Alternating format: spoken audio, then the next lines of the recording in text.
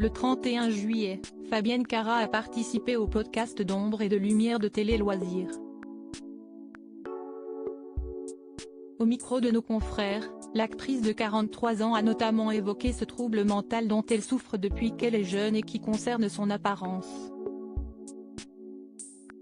En toute franchise, l'ex-compagne d'Alain a ainsi expliqué être une éternelle dysmorphophobique et une éternelle complexée qui s'est toujours sentie laide et grosse, malgré les années qui se sont écoulées, sa minceur et son succès à l'écran.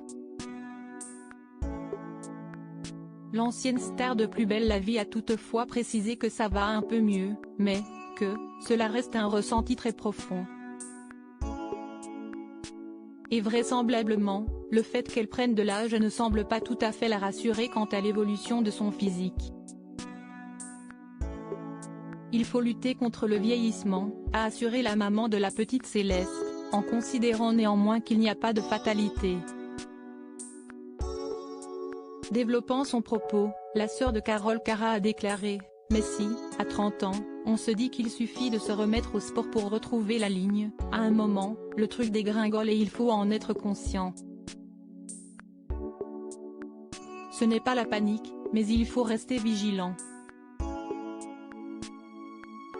Ce désir de conserver un corps à la hauteur de ses envies et une apparence dont elle serait la plus fière possible, la comédienne le lie aussi à son métier.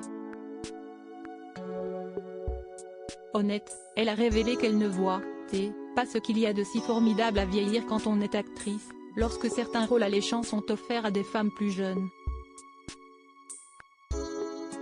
Supérieure à Laetitia Milo, Fabienne Cara, Ambroise Michel.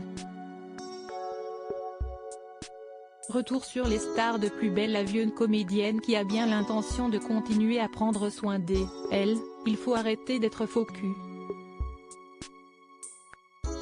Oui, on a accès à d'autres rôles comme ceux de la maman, mais, personnellement, je préfère jouer les amoureuses ou les aventurières, a confié Fabienne Cara, qui aspire de loin à être une bombe à l'écran plutôt que jouer une mère de famille avec ses 3 gosses qui hurlent autour d'elle. Pas pour autant opposée au fait de prendre de l'âge, l'actrice a estimé que vieillir, c'est beau si on continue à prendre soin de soi, en gardant une belle âme.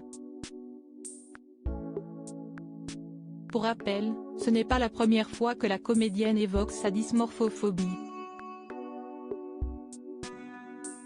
Dans les colonnes de télé 7 jours, en juillet 2020, elle indiquait qu'à 25 ans, elle ne se sentait pas aussi bien qu'aujourd'hui dans sa peau et qu'elle a dû se débarrasser de beaucoup de choses. À commencer par ce trouble qui la contraignait à se voir moins jolie qu'elle ne l'était réellement et qui la paralysait énormément à l'adolescence. Je me sens beaucoup mieux dans ma peau, bien qu'il reste du chemin à parcourir, détaillait-elle auprès de nos confrères. Article écrit avec la collaboration de 6 médias Crédit Photo, Bertrand Rindoff Petrov.